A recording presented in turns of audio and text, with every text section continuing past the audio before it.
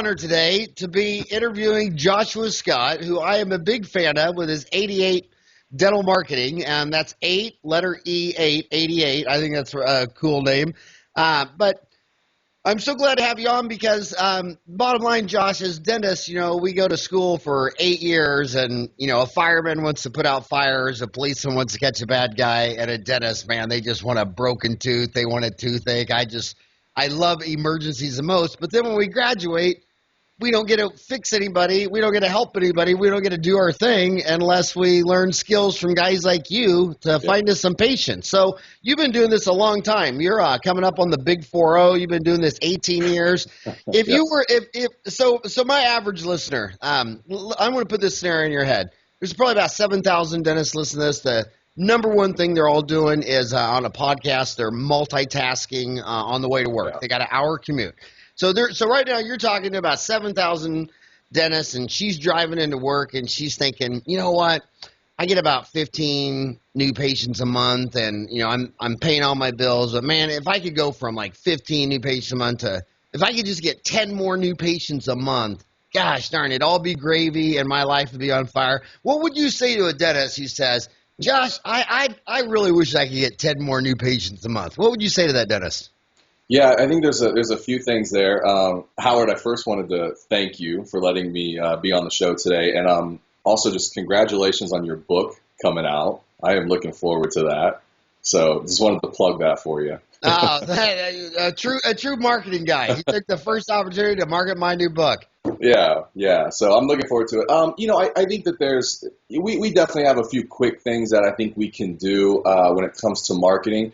But man, so much of it is going to be a long-term focus. It's going to be having a really great strategy in place, working that strategy. I think there's a lot of just probably looking at the quick fixes. And sometimes what I tell clients when I'm working with them is the moment you say, I need the market, you're too late. When you have that knee-jerk reaction of, oh my gosh, something's going on, we need the market, that conversation is too late. You should have been having that a while ago, been thinking about that a while ago. But in the same sense, there's an old proverb that says the best time to plant a tree was yesterday, or was 20 years ago. The second best time is today. So best time to work on it is now. But yeah. So you've been doing this 18 years, and I want to throw a concept out there that you keep hearing over and over on the message boards on Dental Town is that, when I got out of school, the radical new marketing was a full page ad in the yellow pages. And I took one out in 1987 and actually got me a free lunch from the executive director of the Arizona State Dental Association telling me how I'm cheapening my profession and I would not pick a cancer doctor out of the yellow pages. And, it was guys like me that were ruining the profession by marketing. And it was a cash cow. I mean, Josh, the ad was about $750 a month, and it got 20 new patients a month. I mean, it was just a cash cow. Oh, wow. And then if I live in Phoenix, and my zip code is 85044, and every quarter I mailed the whole zip code a little four-page newsletter, and that was just a cash cow. I mean, it was just crazy. But it seems like after 2008, Lehman Brothers crash, that everybody just says direct mail just stopped working. Yellow Pages just stopped working. And even the big corporate chains who hire fancy smancy guys like you and have full-time marketing departments, they were all telling me, man, the response on direct mail just stopped. Yeah. And so I'm asking you, now it's 2015, and you've been in this 18 years. Is marketing today different than it was 18 years ago as far as what works and what doesn't work? Yeah, I completely think so. And, I've been in dentistry. I've been speaking for 18 years and educating, but I've been in dentistry for 14 of it. I cut my teeth. I was with a national practice management firm, Paragon Management. Oh, yeah, Ken Runkle. Yeah, Ken Runkle. In fact, we brought you in, what was that, 2011? I think you spoke for us. And so I was their marketing director for a long time. And then in the past 3 years, started my own company, and I do some consulting and speaking and then have a marketing company as well. But yeah, so dentistry has changed a lot, and I agree with you. There's a lot of talk, and mail has kind of been the go-to in dentistry as far as marketing. But I think we're in that space. I see we probably have half a dozen clients right now doing mail, but the more and more we go, the more and more I'm getting out of it. Just because your mail campaign, man, I mean, 30,000 would probably be a low end to get into direct mail, and what you can do with half of that or 20,000 of that in the digital space is mind blowing right now. And the return and how far it goes is just so much better. We've been getting all of our clients that way. Okay, well, I'm 52. I turned 53 Saturday. So for all the weirdest thing about Dentaltown's demographics is there is no demographics. I mean, you got 125,000 general dentists in the United States. We have 202,000 members on Dentaltown. So they're all there. So the median dentist, they don't get out of school until they're 25 and they retire at 65. So 45 to 50 is the top of the hill. Yeah. So those guys, 45 to 50, all sliding all the way to 65. And you just said the digital space that flew right over their head. So explain what's the difference between printing a physical piece of paper and mailing it to someone's mailbox versus the digital space? Yeah, I think it's attention. I'm not down all the way on direct mail because it's mailboxes and dentistry is still a local business, but it's attention and it's where eyeballs are at. And right now, we can, I still have people, hey, Josh, what do you think about putting this billboard up? And I'm like, man, they're not looking at billboards. When they're driving, they're looking at their phones. And so it's where eyeballs are at. And right now they're in a digital space, whether that's Facebook, whether that's search, whether that's reviews, whether that's a number of other social programs, platforms.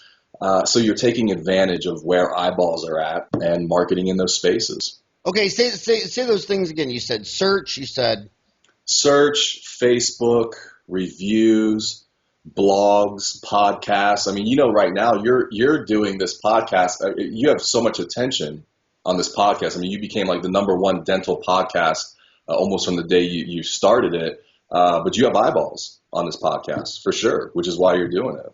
Okay, I think something you just said that's profound that a lot of dentists don't get is that when you're in your 50s and you got out of school, you thought of advertising, you thought of making a flyer and sending it to someone's house. Or you might have thought of location, having a good location on a 4-lane intersection with a big street sign, a monument sign. You thought of that. But search is actually advertising. Will you talk? Yeah. And what he means by that is these moms are taking out their iPhone and they're going to Google and they're typing in dentist and the name of their city or their zip code. Talk about search. Explain how search is marketing. Yeah, and so I think coming out of the whole yellow page era, I mean, we would go that was search. I mean, that was analog search. You open up your yellow pages, you're searching for a dentist, and you're flipping through. And so we haven't missed it, but I mean, we realize that search, that yellow pages, has now transformed online to mostly Google. I mean, I think Google controls about 95% of search, and then you got Yahoo and Bing and everybody else there. So. But that's what it is you're looking for something online. And so what comes up, what gets presented to you? And probably the big thing even that we may miss just a little bit is the impact of local search. And that's where all those guys are going. I mean, if you're on a phone, like most people, Google is going after how to make local search more and more relevant to you. So it's not just search, but it's local search as well. You got to be thinking about. Okay. So then, what if this dentist called you? Went to your website, joshuascott.com, JOSUA Scott.com, Joshua Scott. And he said, first of all, how does that even work for a dentist? Is this a monthly program? Do you have like I want to market a little, a medium, a lot? How does Joshua Scott work? Yeah, no, that's a good question. So we typically, my approach, so #1 is going to be budget based. I mean, I think the kind of standard percentages out there. We're in that like 3 to 5% of production is typically what's advised for dental practices to spend, and I find we're more like 3 to 4%. So I'm going to look at the practice. I'm going to look at their needs. We're going to look at the budget. What we're really good at is putting together a long-term strategy. And so it starts with, here's year one, here's what I would do. And it could be anything from, hey, the website just needs reworked. You've never had a logo. So let's talk about that and the website, and let's get involved in Facebook a little bit. To down the road, year 2, year 3, let's implement some videos. Let's create an orthodontic landing page. Let's do some dental implant type marketing. And so that's what we do really well is long-term strategy, put all the pieces together and get everything working together. But you know what I think that the big problem with these people listening to you right now is they'll sit there and say, okay, so you say 3 to 4% of production. Sure. Or I guess could you also just say 3 to 4% of revenue? Yeah. Okay, so 3 to 4% of revenue, because production. A lot of dentists are going to ask me, well, is that adjusted production? I mean, if the crown was $1,000, but Blue Cross Blue Shield only paid me $850, I just off that $150. So let's just say 3 to 4% of revenue. And here's my beef. Here's my beef with my listeners. Is they'll hem and haw on that and say, I don't know if I want to spend that kind of money, and I don't know if I want to call joshuascott.com and do all this stuff. But then someone will mail them a PPO plan and say, hey, Josh, you want to sign up for this dental plan and you'll do all the dentistry 1/3 off? It's like they don't blink at that. They're like, oh, yeah, I'll do everything for 35% cheaper. Then I say, no. Half of America doesn't even have dental insurance. Why don't you just spend 3 to 4% on marketing to get in people that don't even have dental insurance? They're like, nah, I don't know. I don't know about that. So then a dentist should be driving to work thinking, okay, I collect $1 a month, so I should be giving you 4 cents, 3 to 4 cents a month on to attract more patients, because new patient flow does equal cash flow. And I want to fix some broken teeth and get some people out of pain and feel good about myself.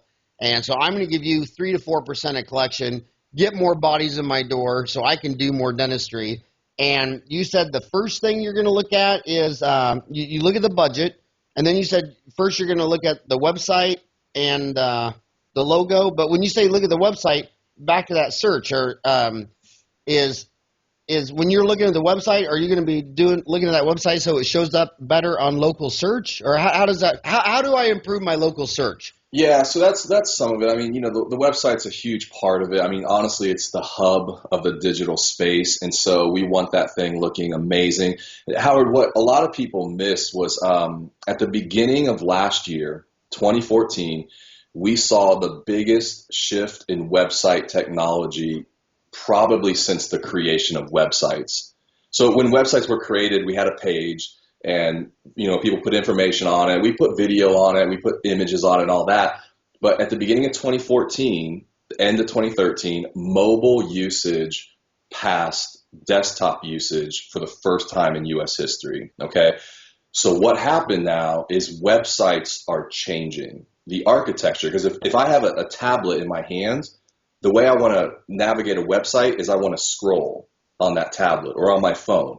But you can't do that on a screen, on a computer. And so on a computer, it's a point and click. And so you put everything on a page and drop down menus and give everybody a choice of where they want to go. But now on mobile technology, people want to scroll. And so these pages become vertical. And honestly, you actually have more control over the story and kind of the narrative of the site and what people experience first and second and third and all the way down. And so that's a huge part right now. And a lot of people, they're kind of, they've got older sites that are not necessarily mobile friendly. They may kind of work, but they're just not optimized for mobile. So that's a huge point. Hey, you know what I wish you'd do? Now, I'm being selfish and self-centered here, but my dental office is todaysdental.com. So TODAYS dental.com. I wish you'd start a thread and look at my website on the phone versus mobile, and just to get on there and say, hey, I just did a podcast with Howard, and he said, okay, look at my site, because I'm doing what a lot of dentists are doing. I think I'm doing the right thing because I'm a dentist. I'm not a website developer, so I use Sesame. And Yeah. a lot of people ask me, they say, well, Howard, if you have 5 full-time programmers and you do Dental Town, why don't they do your own website? And my programmers told me, well, you're a dentist. Why don't you go be an eye doctor or do a heart transplant? Or I mean, and but my 5 programmers tell me, look, this isn't our space. We're a B2B. We're Okay. a dentist, message boards, online CE, and Okay. we don't stay on top of the consumer thing, you know. But would you mind doing that? Would you start a thread and tell me what you think of today's dental.com on desktop versus mobile? And because and it's I'm using Sesame. I mean, am Yeah. I doing the right thing, or is there better Yeah. technologies No. out there? Because I really want that local search. Yeah, no, and I mean your site it looks good. It's coming up on my phone. There's some good points to it. Nice big buttons. Because part of it is when you're on your phone. I don't know about you, but man, my thumbs seem like they're too big sometimes for the buttons and the links. So yeah, if I was going to give you any advice, I think it could be more image driven. There's a lot of text. There's one picture up at the top, and so. Yeah, I think in today's Facebook, Instagram, social media world, nice pictures communicate 80%. So you need like 80% pictures, 20% text. People, go ahead. I'm sorry, but just before we go into that website, but would you say that search is the most important? Can I say this phrase? That Yeah, when a dentist is thinking about advertising for new patients, yeah. would you say search is the number one most important part of advertising and marketing for a dental office? Yeah, I think so. I learned this quite a few years ago. I had a friend who had a practice, who was working for a practice in Washington, D.C. And I remember the revelation when it came to me when I said, hey, how many new patients are you guys getting online? Right? How many new patients is your website getting? And he said, like 50 or 60. I said, man, 50 or 60 a year, that's great. And he goes, no, man, it's like 50 or 60 a month. I said, what? And so I went on, and they were the number 1 ranked practice if you searched Washington, D.C. dentist. And so I went to their webpage, and this was where my mind shifted because I was assuming it was a beautiful webpage. It was all the bells and whistles. I mean, just amazing technology.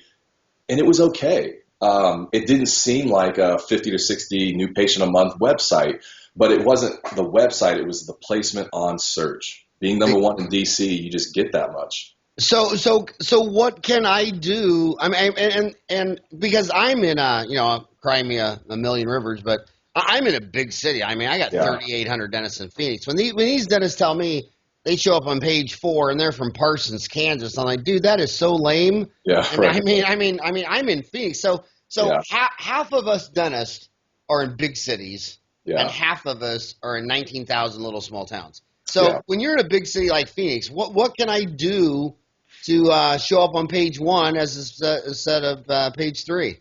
Yeah, and so there's a few strategies. So I mean, number 1, if we're talking about your local listing, because Google is going to return at the top, they're going to show you 3 to 4 local listings first, and I want you in that block. So what's going to affect that are reviews. You'll literally see the people with the most reviews rank higher in Google in the local listings. Most reviews or most good reviews? It's both. It's definitely both. You can have a bunch of bad reviews and rank higher. So there's reviews play a big role. How much information is on your Google Plus page? How much you're updating that? Also, all of your local citations. Meaning, what we run into a lot is when you get multiple doctors and multiple locations, or the practice has moved or changed phone numbers. Now there's all kinds of different listings all over the internet, and so you could have different phone numbers out there, different addresses, and Google doesn't like that because when they give somebody a search return, they want to have 100% confidence that all the information is accurate. So if they don't see accurate information, they're hesitant to rank you higher. So that's the local search. All right, those are probably the main factors there. When it comes to your website, we can get into the code of the website and the title and the meta tags and all that, but 90% of website SEO is traffic. I mean, the people that have the most traffic going to their site always rank higher. So you're saying that if everybody listened to my podcast for free, I might add, Yes, right. would just go to todaysdental.com and go to todaysdental.com, that would increase my SEO? Yeah, no, completely. I mean, driving traffic. Seriously? Okay, Yeah. I want every listener right now to put on their hazard lights or just stop in the middle of the freeway and go to www.todaysdental.com. But so that really would increase my traffic. So, if Google sees everybody going to this website, they think that must be a better website than the next one. Yeah, and not so much if they're going to get on their phone and just type in todaysdental.com, they're going there directly. They actually need to Google it and then find it and search it so that it goes through Google. But yeah, I mean, come on, dude, they're driving their car right now. I know. No, but that's part of Google's ranking is, the more people that click on it, it must be a reliable site, especially related to that search. If somebody searches, Phoenix dentist and clicks on your site and a bunch of people do that, it must be a great site for that. So that's a big one. I mean, updated content, which is really Google, all their algorithm changes the last few years have all been around content. And so they want unique content on your site that's added, that's changing. So that's where we see the blogs come in and the articles being written and podcasts and videos and creating landing pages. And you can't ever, in today's world, you can't build a website and put it online and leave it. You have to be working on it and adding to it, not just every year, but every month, really. So. Okay, so we talked about the website. And you didn't ask me my question. Sorry. I thought I was doing the good thing, so I went to the Dental Town message boards looking for companies that create websites, and this was 5-10 years ago, and it was Sesame Communications. Have you heard of them? Yep. Out of Washington, state of Washington. Yep. So I've had their site for years. What do you recommend? Who do you recommend for a site? Do you do this yourself? Yeah, we do websites, and we approach it a little bit differently. I mean, we're always going to back up and create the brand for a dental practice. I think however, there's a conversation of marketing, and then there's the conversation of, well, what do you market? Because we can put you in mail, we can put you in Facebook, we can put you out on a website, but what are we saying? What are we marketing? And so I want to figure out what's the story of that practice? What's the brand, logo, tagline, photography? Because I think what's happening in healthcare in general, and what we're going to see more and more in dentistry is one of the things the Affordable Care Act has done is probably pushed providers. It's kind of taken the middle out. And I think we're seeing a lot of in healthcare, we're going to see a lot of clinics, and we're going to see a lot of like high or mass managed care, and then we're going to see a lot of high-end discretionary type services. And so if I'm going to go see an orthopedic surgeon, I want to see the best one in town. Well, how do I know that? It's marketing. It's the story. It's that practice. It's their brand. And so I think we're seeing that in healthcare. We're seeing the importance of brand. We're seeing the importance of story. We're seeing the importance of differentiating yourself. And I'm seeing that come down the road in dentistry for sure. Everybody that has data in dentistry that I've been talking to for 20 years has always come up to me and always when they showed me their data, it's always been consistently the same, the whole deal, that in America, which is a huge country, and by the way, when people talk about like national health care and then they talk about like Sweden or Finland or something like that. So Sweden has less people than than Arizona. Right. I mean, Finland is not even a rounding error of the population of California. But for a huge country like America, everybody shows that half buy on price and half buy on quality. Yeah. So you were saying if you needed an operation, you'd want the best.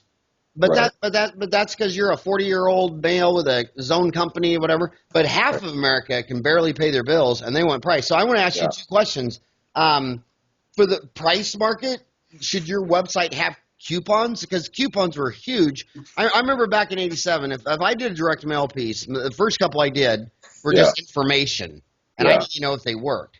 And then like the second, the third, or fourth one, I put a coupon. I put two generic coupons. One was $25 off anything minor, cleaning, exams, x-rays, fillings, and then $50 off anything major, root canals, fillings, crowns, dentures, partials, no expiration date, no new patient, only nothing like that. And oh my God, I might as well. I thought I won the lottery.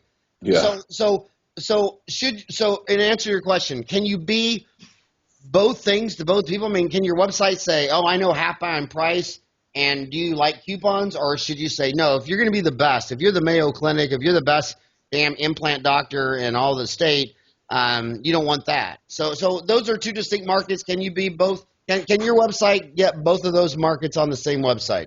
Yeah, I don't know. I mean, that's tough. I mean, again, it all comes back to brand, and we have a few clients that they don't want to do the coupons, they don't want to do the discounts and the promotions, and so all the marketing is very brand oriented, very name recognition. You know, it's more high end, and so we don't get into all the coupons and the discounts and all that.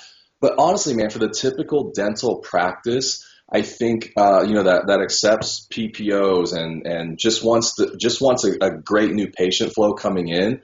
I think incentives play a role there for sure. I think it needs to line up with again the brand of the practice. But I think consumers are looking.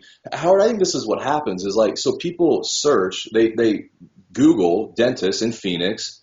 They're going to look at the top 6 to 8 people on Google, and what they're trying to do is just figure out, who do I go to? I've got 6 or 8 practices here.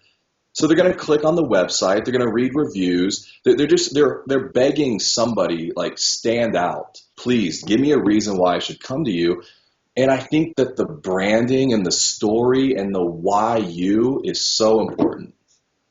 I want to ask you something that bugs me, and I know in business, the number one bias you're always going to have in business is you project your own self on a market of 1/3 of a billion people. And just because you don't like broccoli, someone else might. You know what I mean? Right. And but I don't like it when I'm calling back a dentist, and so I go to their website, and 80% of the time I get to see a picture, and I don't know, for some reason I just like to see who I'm talking to. Yeah. But about 20% of the dentist website, it's a generic stock photo of like a family, and I'm like, is that you and your family? No, I mean, that was off stock. So some of my dentists are paranoid, right-wing Republican people, and they don't want to have their face show up on Google Image, and they don't want any footprint on Facebook or whatever. But so my specific question to you is, should the consumer on your mobile website see the person who's going to operate and do surgery in my mouth? Should there be a picture of you,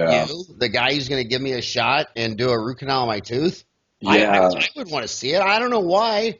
Yeah, completely. I really don't care if you're short or fat, boy or girl, black or white. I mean, I really don't care about it. I just want to see, is that normal, or is that abnormal, or what do you tell people about putting pictures of themselves? It's completely normal. Honestly, the 2 things people want to see on your website right off the bat, just to check off their list, is number 1, they want to see a picture of the doctor, and number 2, they want to see a picture of the facility.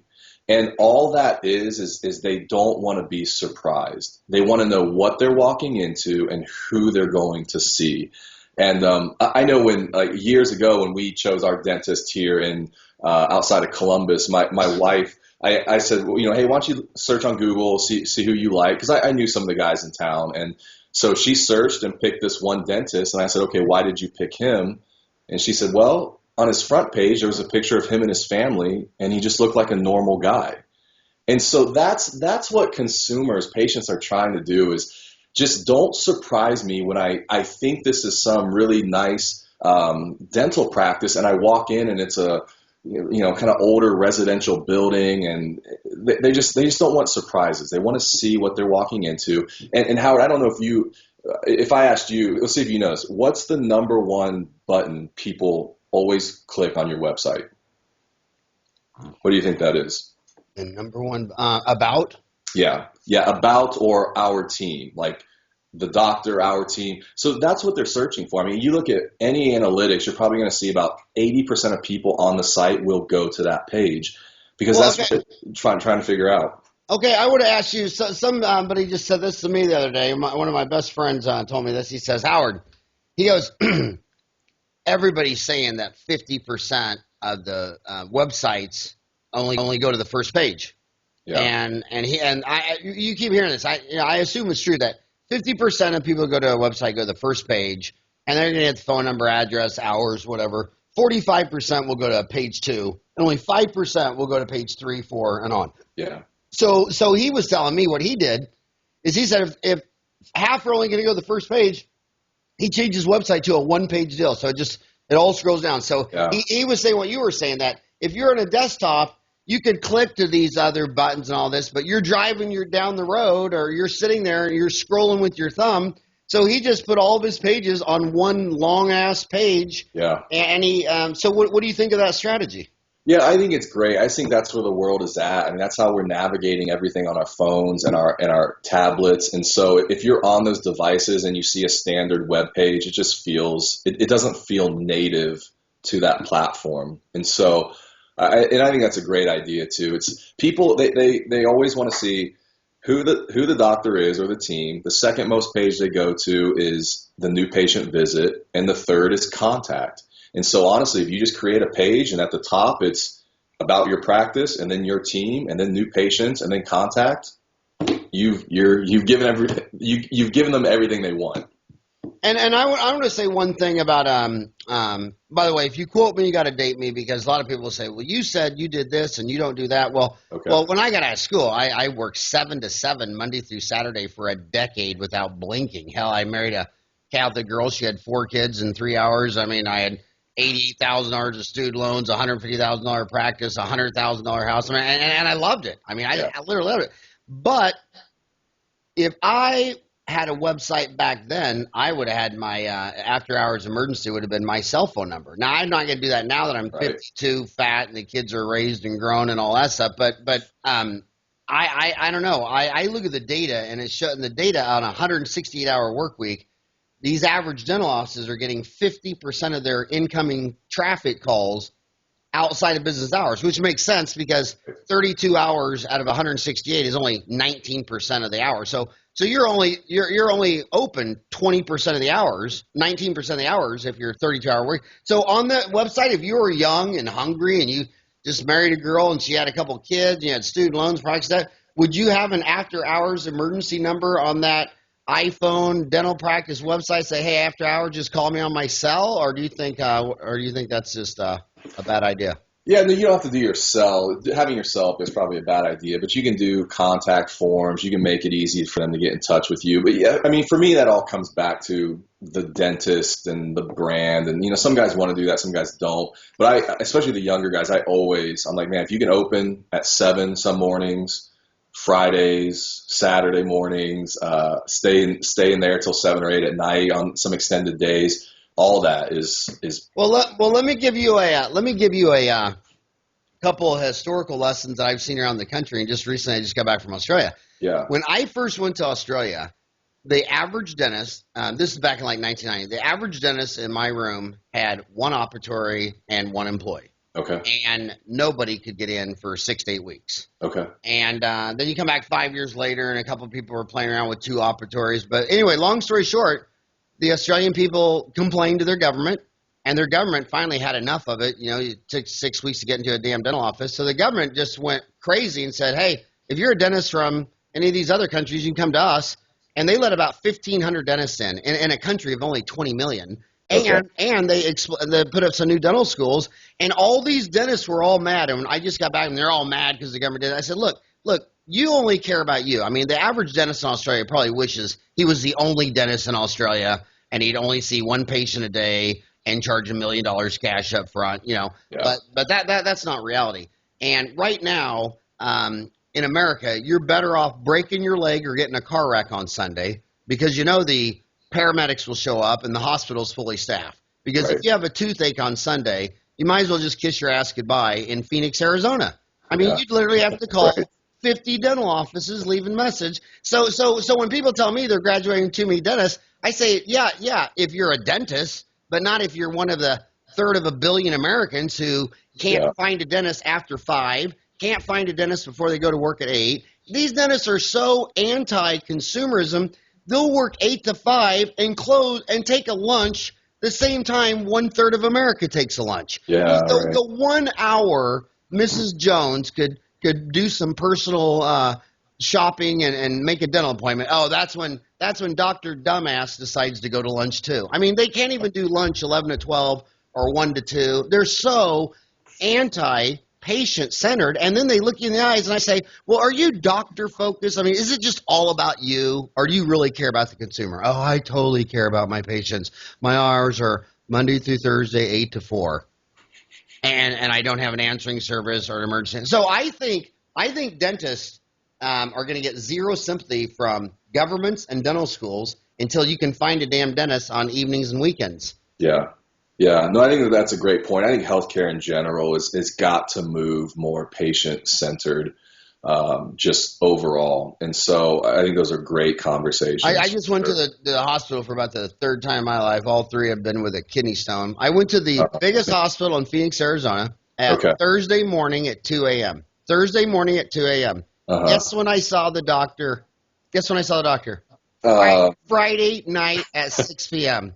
No way. That long? Thursday morning at 2 a.m. to Friday morning at 2 a.m. That would have been 24 hours. So 2 a.m. to 6 p.m. I mean, I was just sitting there like, you've got to be kidding me. Yeah. 30, almost 30. Well, yeah. But anyway, so yeah, government. I believe that government and healthcare are the two main anti-consumer sectors of society. Yeah. I think fast foods, restaurants, home repairs, yard service, everybody else is crushing it. Yeah. But healthcare and government, it's like their motto is go to hell. Yeah. You know what I mean? Their logo should just be a doctor with a stethoscope flipping you off. Yeah. Yeah, no, I agree. I think that's one of the things that the recession did is I think when we came out of it, when I grew up, we probably went out to eat as a family like once a month, and it was special, and it was to our favorite place, and my parents took us there, and just was a good time and all that. I think what happened with the recession is one of the things that we came out of it, there was this mentality of, okay, I don't, if I'm going to go, because my family probably eats out 3 times a week, maybe 4.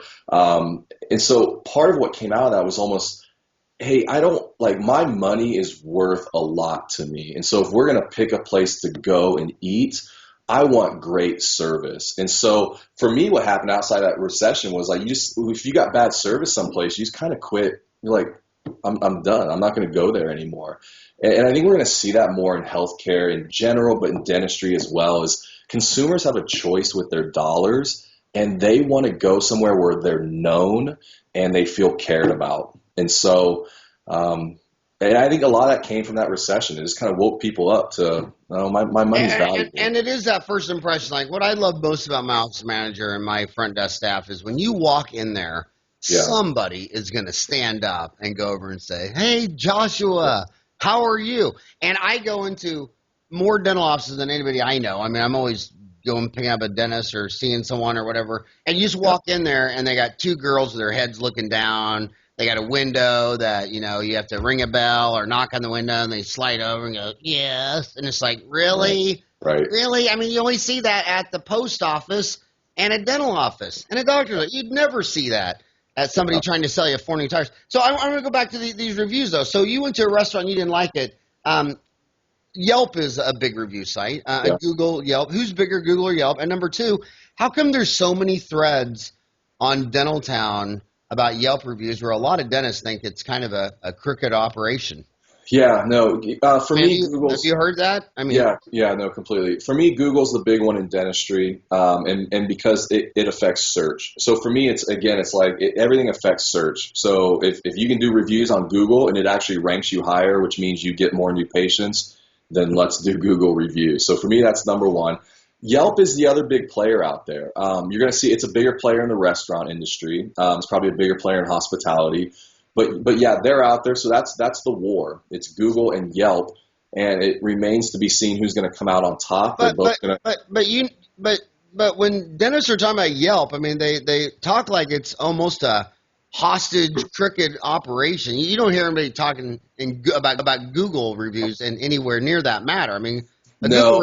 When they talk about Google reviews, they're actually talking about what the review actually said.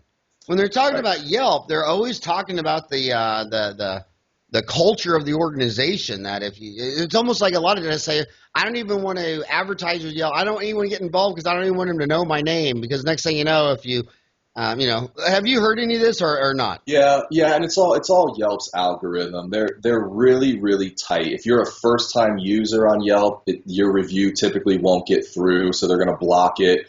But yet, if it's a negative review, Yelp will let it through and they'll tell you, we think that negative reviews have more legitimacy to them. And so from my perspective, I get frustrated with them because we'll have clients and we'll run campaigns in dental practices to drive reviews. And I'm like, look, Yelp, I'm literally sending you 20 to 30 new users that are signing up to your service to leave a review for this dental practice, and you're penalizing them by filtering out or not recommending their reviews.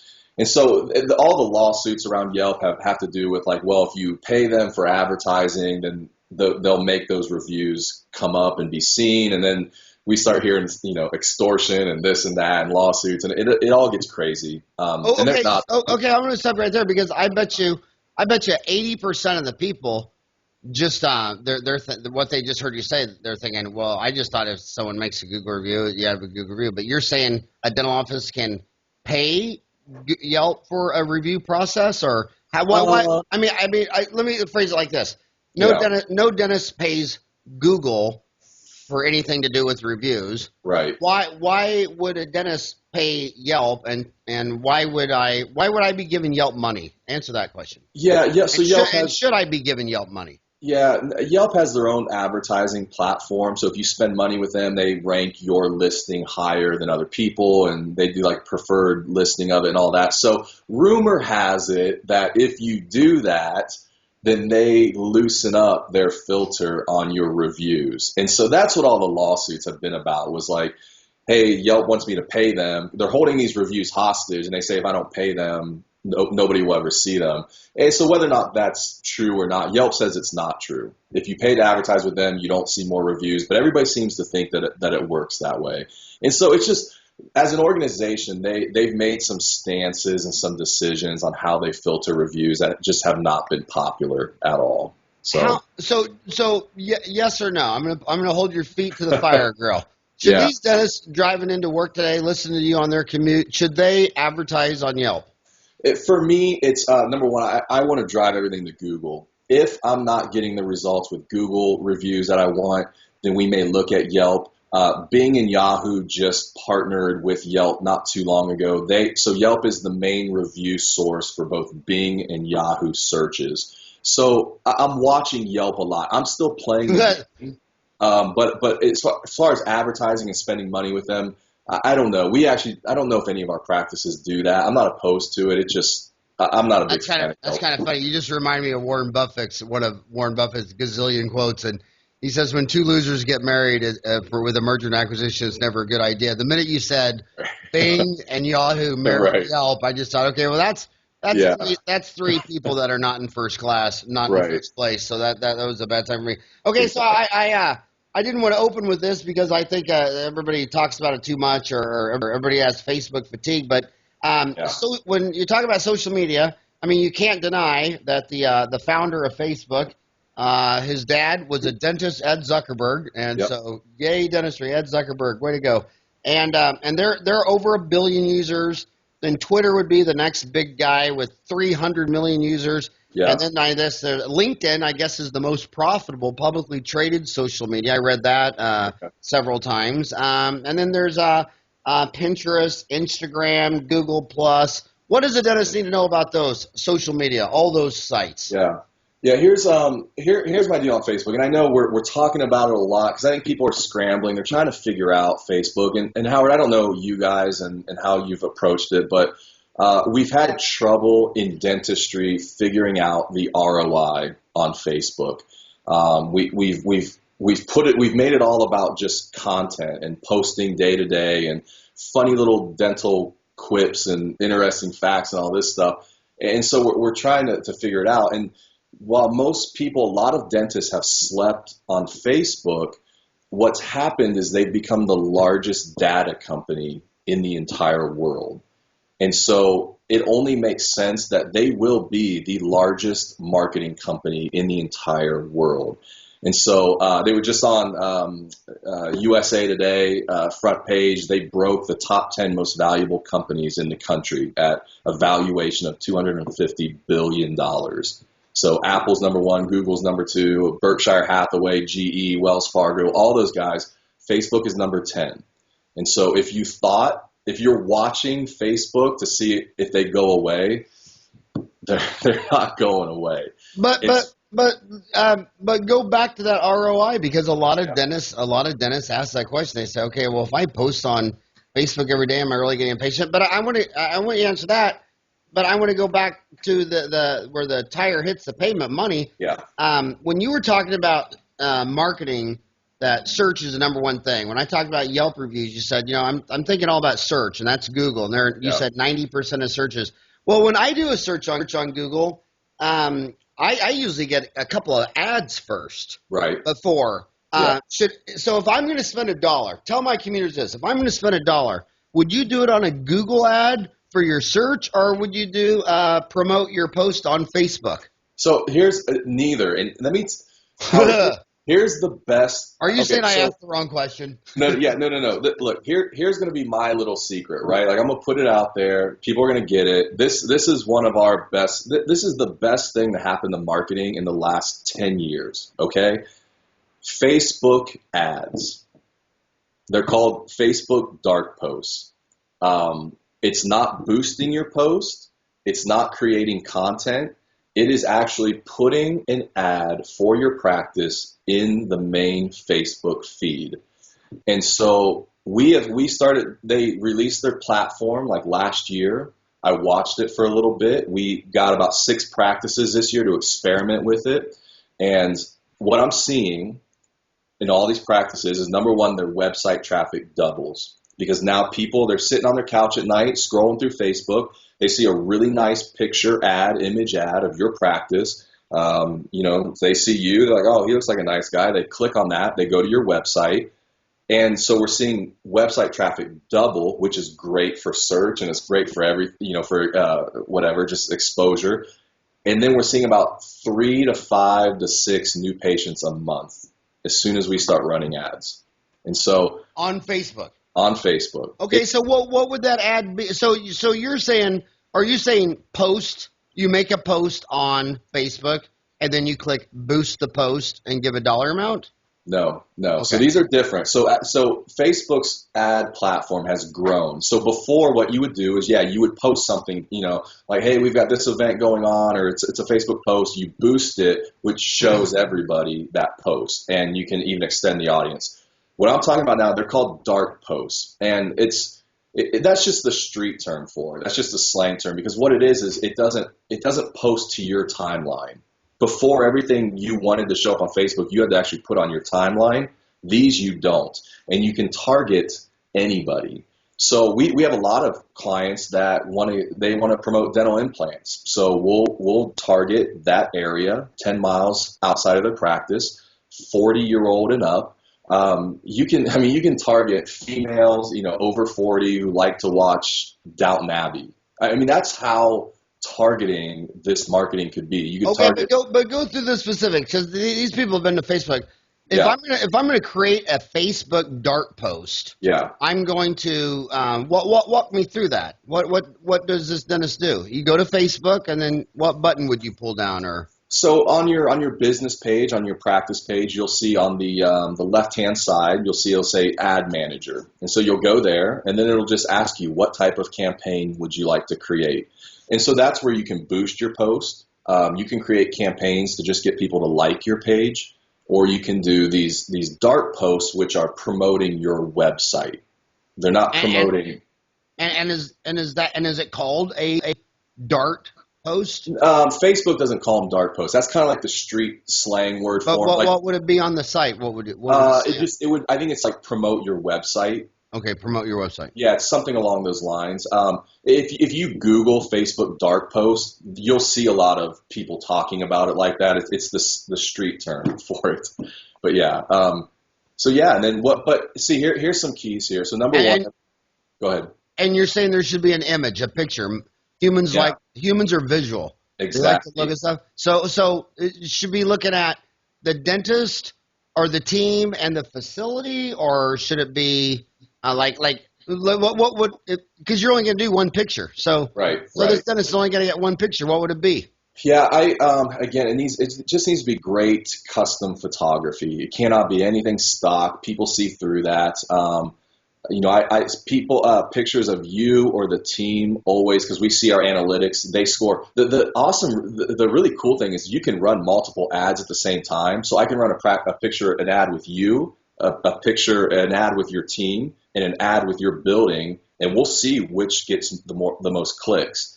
And our analytics the team always wins.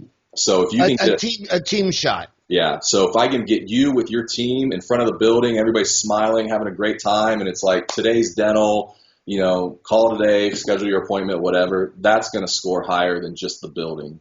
You know what's funny? As that deja vu, we always knew this one new. I think it was like the third or fourth newsletter we did. We actually went to a photo studio. Okay. And the guy who's an artistic guy, he put a stepladder there. Okay. And he made the whole team had to get on that stepladder. Everybody was laughing and giggling, and it was just crazy trying to get an entire office on a stepladder. And that picture was just golden. I mean, it exploded because you're afraid of the dentist, and it just looked fun. Yeah. I mean, it didn't look like anybody hanging off that ladder was going to hurt you. Yeah. Yeah. Okay. So sorry if I'm rambling on, but trying to be more specific. So you're saying if I was going to spend $1 on social media, it would not be a Google ad. It would not be promote my post on Facebook. It would actually be a Facebook dart. What did you call it? Dart post. Dart post to promote my website, because if I did that on Facebook, a lot of people are going to click my website link. Yeah. And if they click my website link, that's going to increase my Google search engine optimization. Yeah. Google's search is going to say, hey, a shitload of people are clicking this website, and you're looking for a dentist in this zip code, and it seems like of the 10 dentist zip codes in this 10 dentist websites in this zip code, this one's getting clicked the most, so our algorithm's going to send you there. That's kind of what you're saying? Yeah, it's driving traffic to your site. But here's how this is all working together now, right? Because if you were to just go out, like you listen to this podcast, you say tomorrow, hey, let's do a Facebook dart post, right? Here's the problem with it. Number one, it's driving people to your website, and they're looking at Facebook on their phone. So if your website doesn't look amazing on their phone, you're wasting your money. Does that make sense? So you got an ad, they click on it, then they go over to your website, and it's not working, and it's broken and choppy. That ad's not going to work for you. So that needs to work. I mean, the stock or the custom photography needs to be there. We're starting to now see all these pieces in the digital space start working together. So they click your Facebook ad, and then they want to see reviews. So they're trying to find that, and we call it digital integration, where all these pieces are now beginning to fit together. So it's like you can do Facebook dart posts, but if you don't have a great website, or they go to your Facebook page and there's nothing for the last 3 months content-wise, then that's a disconnect. So that's why, we have to kind of play these games and think about them, but everything's starting to come together in the digital space and integrate where it all affects each other. Can I tell you something entirely inappropriate and unprofessional? And Yes. But since it's all dental related, so did you hear the United Kingdom dropped oral cancer and changed it to mouth cancer because the British were saying whenever you type in oral anything, 80 million porn sites come up. Right. And so they've changed oral cancer to mouth cancer because of pornography. Is that just so? Now I'm thinking, well, maybe I should change my name from Today's Dental to Oral Dental, so I get all the websites.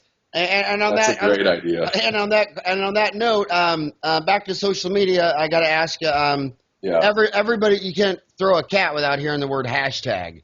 When you're making a post on Facebook or Google or Plus, or should you have a hashtag in there? And what would you hashtag? Your name, the word dentist, dental. Tell us what you know about hashtags. Man, I don't know. We haven't done a lot with them. They've been a Twitter, kind of Instagram type thing.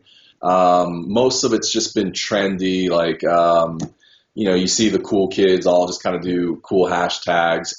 They make posts easily more searchable, but I just think all that's not patient-centered marketing so much. I don't know. I think patients, like, let's say, for example, they're searching dental implants. I just don't know if they're going to go to Twitter to search for dental implants. I think they're going to go to Google, and they want to see websites and information. So their hashtags don't matter. Do you have any data on what people actually do search when they're looking for a dentist? I mean, what do you think keywords are in the search?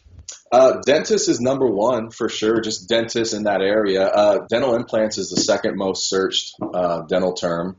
And then following that, you get ortho and Invisalign, and actually pediatric dental is up there. And then ortho and then Invisalign. I mean, those are about the top 5 dental searches.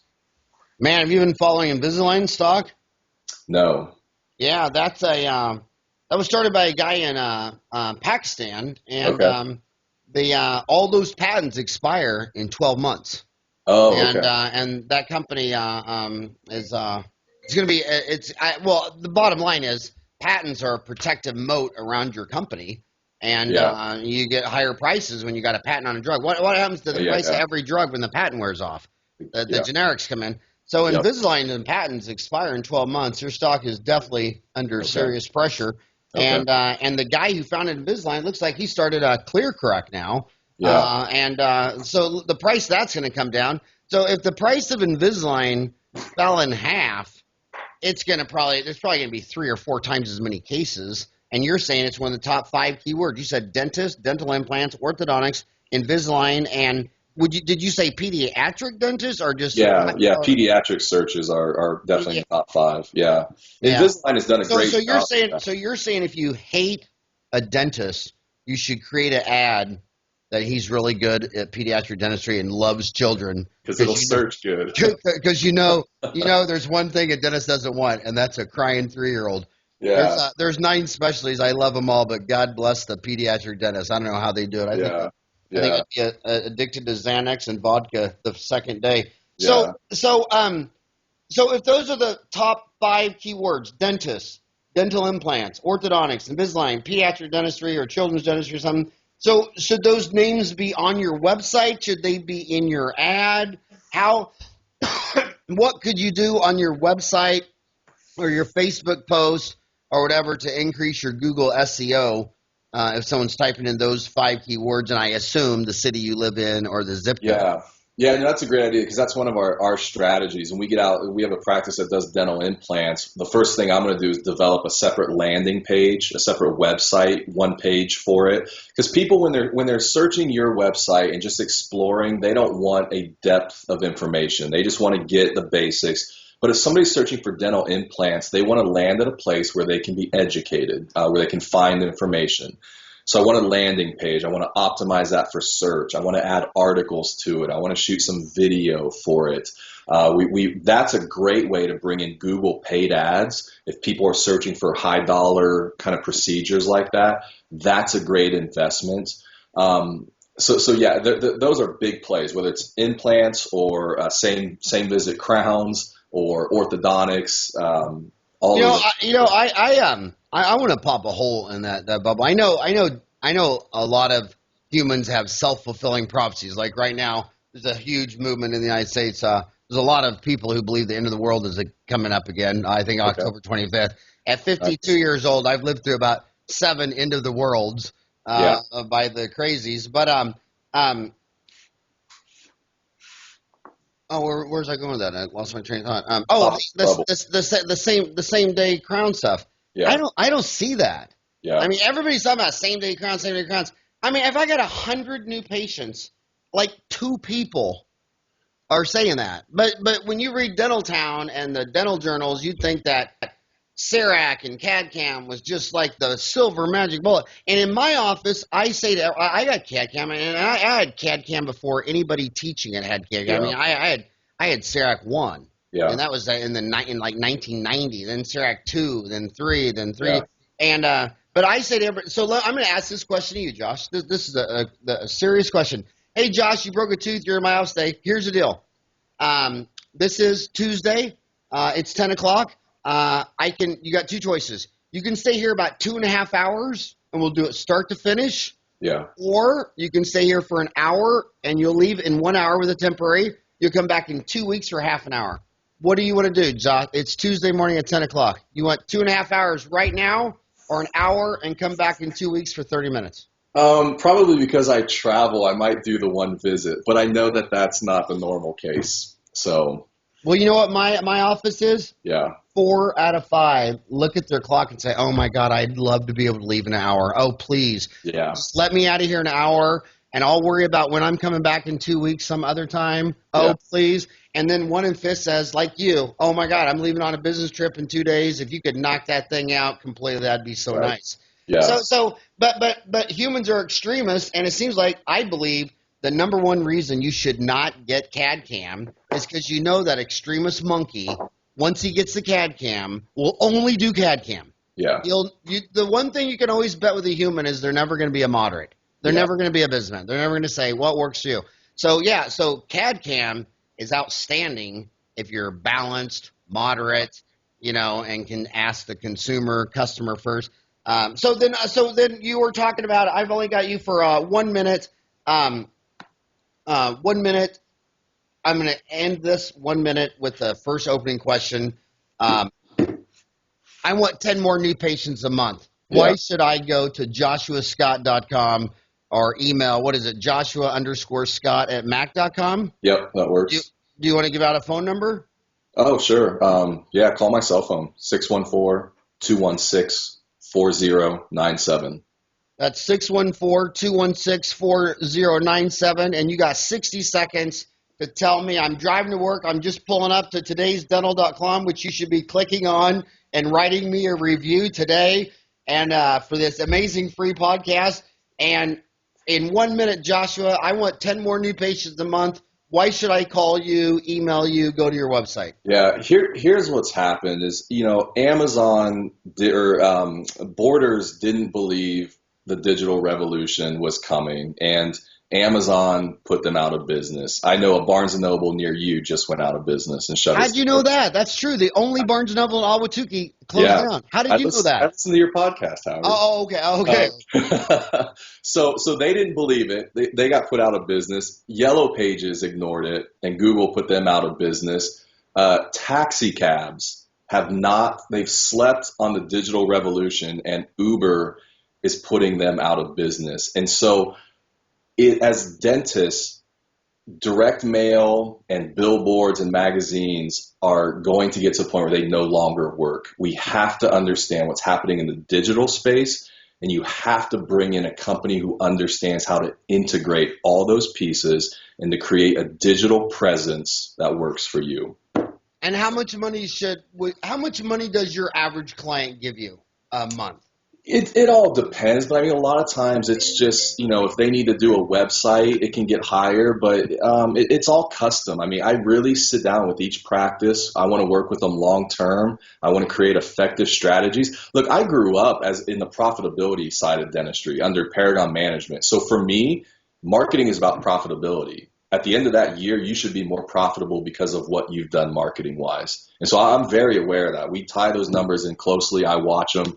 And that's our goals. But this dentist is probably freaking out on price. Like he's thinking, well, what if she's driving to work and saying, Josh, I don't even know if I could spend $500 or $1,000 a month. I mean, what would be the low end where if it's any lower than that amount, you're wasting my time? I would look at their budget, and I would look at all their spending and say, let's it's $1 million practice. I'd say, hey, ideally we need to probably be budgeting $30,000 to $40,000. What are you spending? $30,000 to $40,000 a year. Yeah, a year. And so how much is that a month?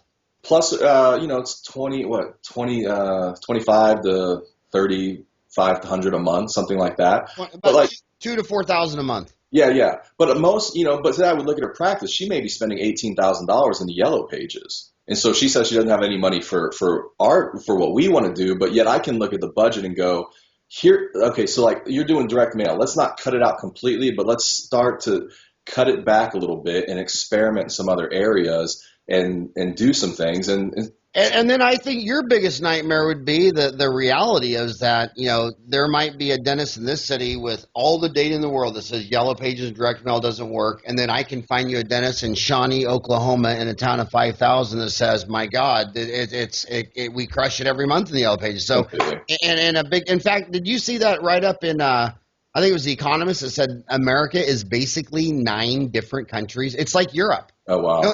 Nobody compares Germany to Greece or Portugal to Italy or Right. Everybody looks at Europe and sees a bunch of different countries. And the economists are saying America basically has 11 different countries all wrapped up under one flag. I mean, 11 separate regional countries. So, and I bet marketing is different in each one of those 11 countries. So when you're playing with national accounts coming in from here to Timbuktu, it's got to be Dave. Okay, so we're completely out of time. Hey, please, I want it selfishly for me.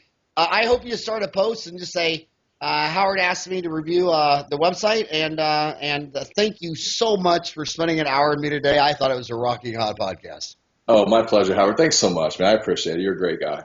All right, and tell Dave, if you run into Dave Runkle and Ken Runkle, tell him I said hi. By the way, Dave Runkle was the founder. No, Ken Runkle was the founder of Paragon. Yeah, Ken's the founder. David's his brother. Yep. Yeah, but didn't his David brother? Didn't he leave and start a waiting room television marketing company?